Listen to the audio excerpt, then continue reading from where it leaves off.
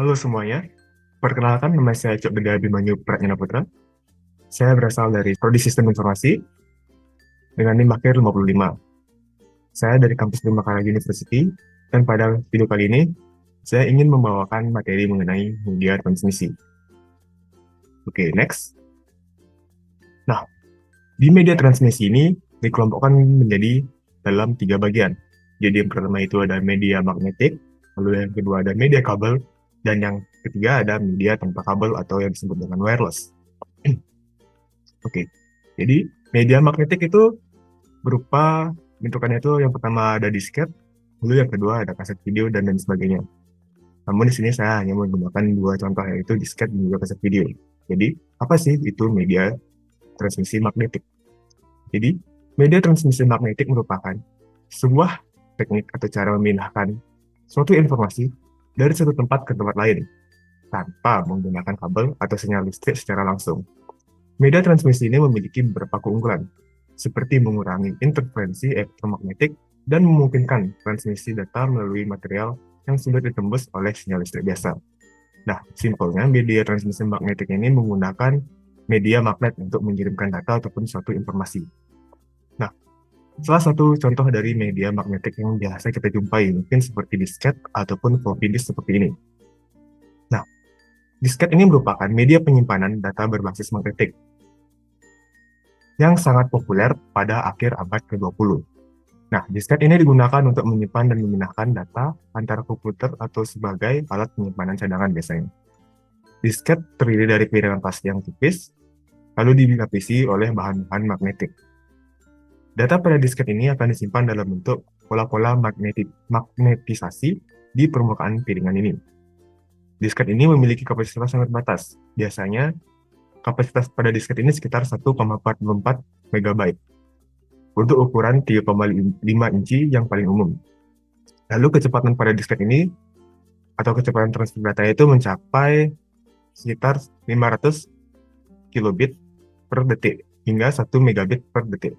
Keunggulan dari disket ini adalah disket ini mudah dibawa dengan harga yang murah dan sederhana untuk digunakan dalam transfer data yang ukurannya kecil.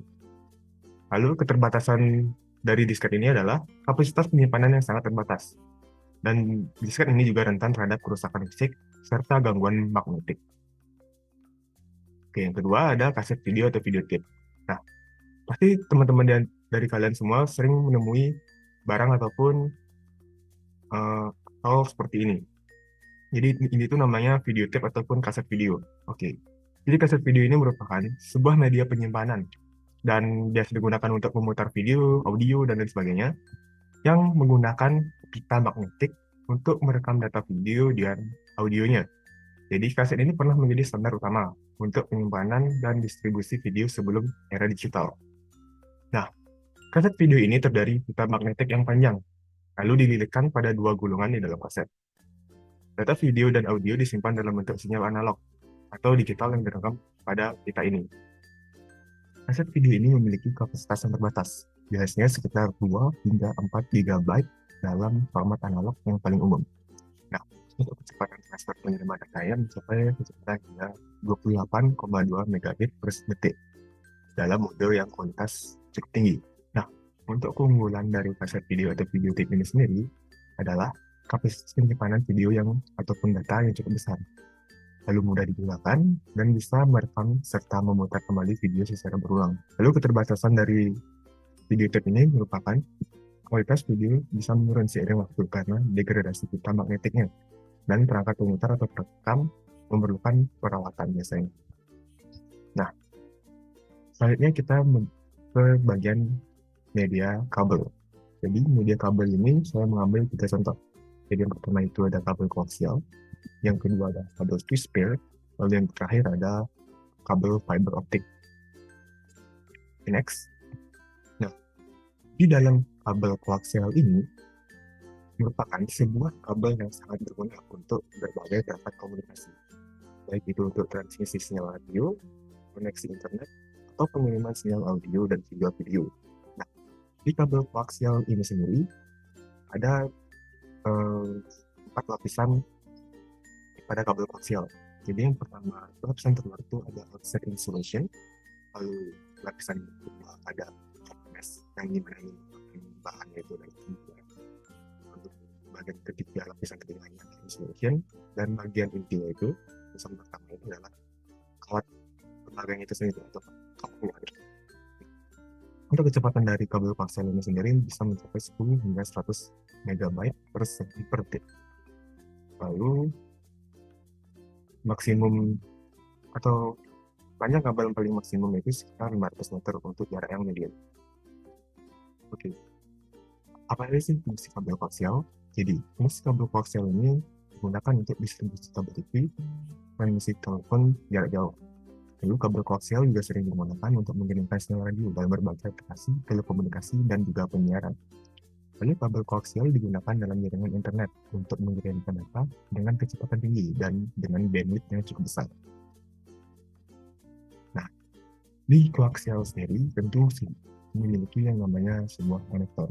Nah, apa sih konektornya itu? Konektor itu bernama BNC. Nah, itu adalah kepanjangan dari Bion Mail Connection. BNC atau Bion Mail Connection ini merupakan jenis konektor yang sering digunakan secara luas dalam aplikasi kabel koaksial untuk berbagai perangkat elektronik dan juga kelistrikan. Nah, konektor ini juga dikenal karena desainnya yang memungkinkan penyambungan kabel dan pelepasan kabel yang cepat dan mudah. Nah, berikut ini adalah contoh gambar bentuk dari BNC konektor. Yang di BNC konektornya ini adalah BNC konektor. Di kabel koaksial sendiri juga dibedakan menjadi dua. Jadi di sini ada thick koaksial atau kabel koaksial yang lebih tebal. Jadi di sini ada thin koaksial atau kabel koaksial yang lebih tipis. Oke, kita lanjut ke bagian thin koaksial terlebih dahulu. Thick koaksial. Oke, jadi koaksial ini mampu memiliki panjang kabel secara maksimum atau per segmen adalah 1640 feet atau sekitar 500 meter. Terus setiap segmen maksimum berisi 100 perangkat jaringan masuk dalam repeaternya. Setiap ujung harus diterminasi dengan terminator sebesar 50 ohm. Nah, berikut ini adalah contoh atau penggambaran dari thick koaksial, dari kabel thick koaksial. Bisa dilihat di sini kabel lagi tebal. Selanjutnya saya akan membahas tentang yang kabel thin koaksial. Untuk kabel thin koaksial sendiri memiliki panjang maksimal kabel hingga 1000 feet atau sekitar 145 meter per segmen. Oke, jadi setiap segmen maksimum terkoneksi sebanyak 30 perangkat jaringan atau device. Nah, setiap ujung kabel diberi terminator sebesar 50 ohm. Nah, dapat dilihat sendiri di sini thin koaksial bentukannya lebih kecil dan lebih tipis dibandingkan dengan thick koaksial.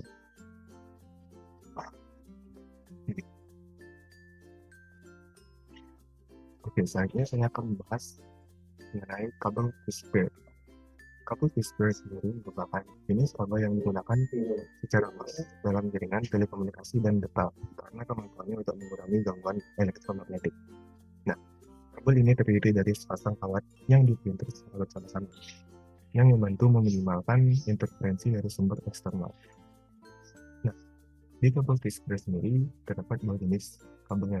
Yang pertama itu ada STP atau Shielded Fish-Pair. Yang kedua ada UTP atau Unshielded Fish-Pair. STP. Penggunaan kabel fish-pair STP digunakan dalam lingkungan yang memiliki banyak gangguan elektromagnetik seperti di pabrik ataupun di suatu tempat instalasi listrik. Ya. STP ini tentu saja lebih mahal daripada UTP.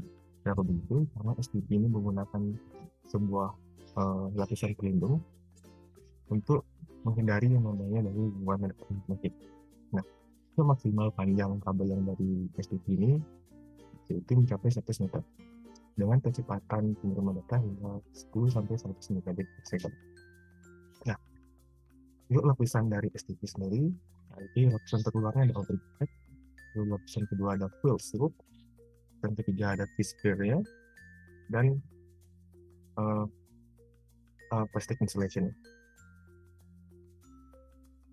Nah, ini yang untuk kedua adalah fish-pair yang jenis UTP.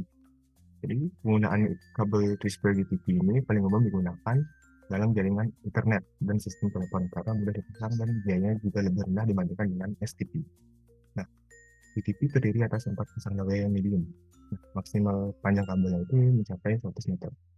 Dan juga untuk kecepatannya bisa mencapai 10 hingga 100 megabit per second. Seperti lihat sendiri, ini merupakan lapisan dari kabel UTP, yang dimana lapisan terluar itu ada outer jacket, lalu langsung ke Twisper-nya, ke kabel Twisper-nya. Sedangkan di bagian S jadi di sini itu terdapat lapisan koaksial, yang dimana itu merupakan lapisan pelindung atau lapisan yang bisa mengurangi gangguan elektromagnetik gitu. Oke, next kita ke kategori UTP. Jadi kategori pertama, Twisper UTP dikenal sebagai kabel telepon. Oke, lalu kategori yang kedua, UTP digunakan pada laju data hingga 4 megabit per second. Kategori ketiga, UTP digunakan pada laju data hingga 10 megabit per second. Kategori keempat, UTP digunakan pada laju data hingga 16 megabit per second, yang biasanya digunakan pada jaringan token ring. Oke, kategori yang kelima, UTP digunakan pada laju data hingga di atas 100 megabit per second. Nah, biasanya juga dapat digunakan untuk 1000 megabit per second. Panjang per segmen dapat mencapai 100 meter. Menggunakan jenis konektor RJ45 yang digunakan pada jaringan dengan topologi star dan topologi bus. Oke, kategori ke-6, UTP digunakan pada laju data hingga di atas 1 gigabit per second. Per segmen dapat mencapai 100 meter menggunakan jenis konektor RJ45 juga yang digunakan pada jaringan topologi star. Oke, ini dia UTP Cat 5, di mana UTP Cat 5 ini menjadi konektor yang bisa digunakan untuk UTP kabel Cat 5 atau yaitu adalah RJ45. Jenis konektor RJ45 ini sering digunakan untuk menghubungkan kabel Twisper yang UTP maupun STP agar bisa terhubung ke konektornya atau ke pemerintah. Oke, selanjutnya ada kabel fiber optik. Nah, kabel fiber optik ini merupakan media network medium yang mampu digunakan untuk transmisi berdurasi dengan memanfaatkan cahaya untuk mengirimkan data. Fiber optik memiliki harga lebih mahal, tetapi cukup tahan terhadap interferensi elektromagnetis dan mampu berlokasi dengan kecepatan dan kapasitas data yang sangat amat tinggi. Nah, ini merupakan salah satu contoh dari kabel fiber optik. Ini ada cahaya, lalu kabel fiber optik ini dibuat dari serat kaca. Jadi data dikirim menggunakan cahaya dengan media kaca, gitu. Oke, keuntungan dari fiber optik. Dari segi kecepatan, jaringan fiber optik beroperasi pada kecepatan yang sangat tinggi. Dan berikutnya, fiber optik mampu membawa paket-paket dengan kapasitas yang besar. Untuk dari segi jarak, sinyal dapat ditransmisikan lebih jauh tanpa memerlukan refresh ataupun diperkuat. Resistance, daya tahan dari fiber optik ini kuat terhadap impas elektromagnetik yang dihasilkan perangkat-perangkat elektronik seperti radio, motor, atau bahkan kabel-kabel transmisi lain di sekelilingnya. Untuk perawatannya atau maintenance sendiri, kabel-kabel fiber optik memakan biaya perawatan yang lebih relatif murah. Nah, oke. Jadi materi dari fiber optik. Fiber optik ini terbuat dari bahan jenis kaca dan plastik, atau yang biasa disebut dengan ultra pure silica. Lalu perambatan dengan light pulse. Jadi pengiriman data itu menggunakan cahaya. Lalu mempunyai kapasitas yang besar, serta bisa mentransmisikan sinar cahaya yang dikenali dengan sebuah sinyal yang memakai toral interval reflection. Ini adalah contoh dari kabel fiber optik. Oke, adapun pemanfaatan fiber optik. Yang pertama adalah long haul route. Jadi jaringan telepon dengan panjang 1500 km dengan kapasitas yang sangat tinggi, yaitu mencapai 60.000 channel suara. Oke, metropolitan route adalah jangkauan 12 km dengan 100.000 channel suara untuk sentral telepon kota. Lalu ada rural exchange, yaitu adalah panjang sirkuit 40 km sampai 190 km yang berfungsi untuk menghubungkan kota dan desa. Lalu ada subscriber loop, yang dimana start aktif langsung dari sentral ke pengguna. Oke, saatnya saya akan membahas mengenai wireless LAN atau WAN. Jadi wireless LAN ini merupakan teknologi jaringan yang memungkinkan perangkat berkomunikasi dan berbagi data tanpa menggunakan kabel fisik. Wireless LAN sendiri memungkinkan koneksi internet atau jaringan lokal atau yang disebut dengan LAN dengan fleksibilitas yang lebih tinggi dibandingkan jaringan kabel tradisional. LAN bekerja dengan mentransmisikan data melalui gelombang tadi antara perangkat dan juga access point. Perangkat yang terhubung mengirimkan data ke access point yang kemudian meneruskannya ke jaringan atau internet. Ini memungkinkan komunikasi antara perangkat dalam jaringan tanpa kabel. Berikut adalah contoh penerapan dari LAN, wireless LAN. Di sini sebuah device atau perangkat komputer dihubungkan dengan router atau switch. Nah, di routernya ini adalah jaringan ataupun internet. Jadi komponen utama dari LAN yang pertama ada access point atau IP. Jadi komponen utama dari LAN itu yang pertama itu ada access point atau IP. IP merupakan perangkat yang berfungsi sebagai titik pusat jaringan yang menghubungkan perangkat nirkabel ke jaringan kabel atau internet. IP ini biasanya terhubung ke router ataupun switch. Yang kedua, komponen kedua dari LAN, yang kedua ada wireless network interface card atau NIC. NIC merupakan perangkat keras pada komputer atau perangkat mobile yang memberikan koneksi ke jaringan nirkabel. Lalu komponen yang ketiga ada router nirkabel. Router nirkabel merupakan perangkat yang menggabungkan fungsi router dan access point yang menyediakan akses ke internet dan mengelola jaringan nirkabel. Keuntungan dari LAN. Keuntungannya yang pertama ada mobilitas yang sangat tinggi. Pengguna dapat terhubung ke jaringan dari mana saja dalam jangkauan sinyal tanpa dibatasi oleh kabel. Dan yang kedua, pengurangan kabel. Tentu saja wireless. Jadi dia itu mengurangi kacauan dan biaya instalasi karena tidak memerlukan kabel fisik lagi. Yang ketiga ada skalabilitas yang mudah. LAN sendiri memudahkan penambahan perangkat baru ke jaringan tanpa perlu instalasi kabel tambahan. Lalu ada keuntungan yang keempat ada akses yang cukup fleksibel. Jadi LAN sendiri ideal untuk tempat umum seperti kafe, bandara, kampus, dan tempat di mana banyak orang membutuhkan akses internet. Kesimpulannya, kabel fiber optik memiliki kecepatan transmisi yang sangat tinggi dan bandwidth yang besar, tetapi harganya cukup mahal dan ya termasuk tergolong ke harga yang sangat tinggi untuk dari kabel fiber optik. Kabel twistor dan kabel koaksial memiliki kecepatan transmisi yang lebih rendah dan rentan terhadap interferensi, tetapi harganya relatif murah. Sedangkan wireless LAN memiliki kecepatan transmisi yang terbatas dan rentan terhadap gangguan, tapi relatif mudah diinstal dan harganya lebih murah. Baiklah, sekian penjelasan mengenai materi media transmisi dari saya. Semoga video ini bermanfaat dan sekian dan terima kasih telah menonton video ini.